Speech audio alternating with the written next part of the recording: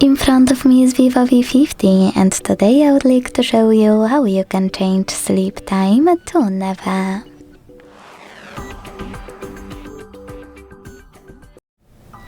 Begin by opening Play Store and downloading free app called Caffeine Keep Screen On. It has to be from this developer.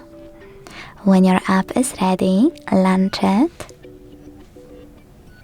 Hit OK in welcome pop-up.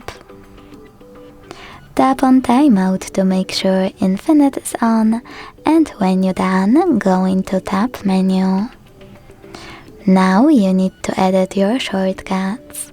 In order to do that, use this icon at the top right corner. And then look for a Caffeine shortcut at the bottom in this section of unused ones. When you see it, hold it, drag it to your current ones, place it wherever you want to and let go. Then go back by clicking at the top left corner. Lastly, just click on your shortcut to switch it on or off.